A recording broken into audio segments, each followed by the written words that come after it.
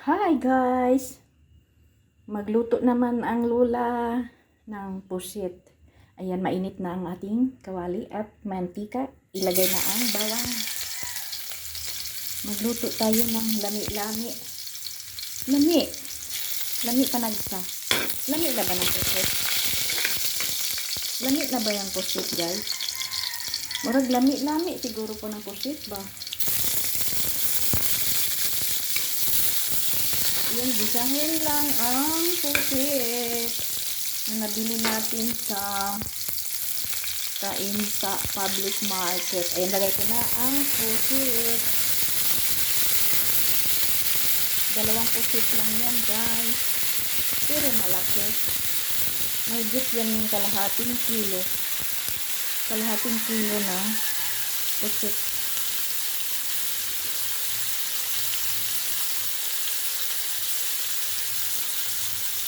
Gisa-gisa lang sa bawang sibuyas. Tapos lagyan natin ng konting toyo. Halo-halo muna. Mix. Ano muna natin?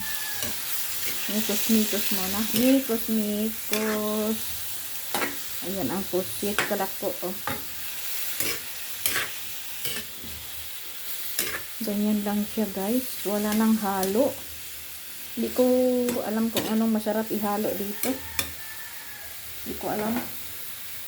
Lagyan na lang ng adobo lang to siya guys, adobo. Lagyan ko ng konting toyo. Ayan, konting toyo. Tapos suka, konting suka. Konting suka lang siya guys. Tapos lagyan ko ng seasoning, pampasarap.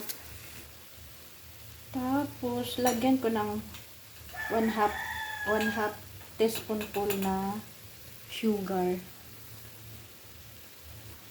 Tapos ating haluin guys.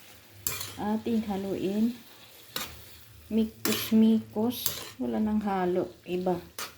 Wala na ibang ricado pang dagdag sana no. Ano kayang masarap halo dito?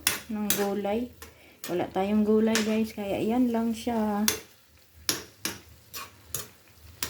Pwede na yan. Tikman natin ng konti, be. Yung anong lasa.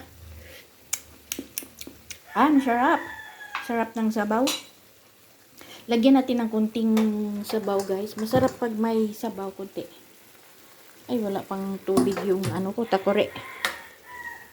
Lagyan natin ng konting water. Tapos, atin muna siyang takpan. At saka, yan na siya guys. Maluluto na siya. Thank you for watching. Adobong pusit, simpleng ulam, lutong bahay.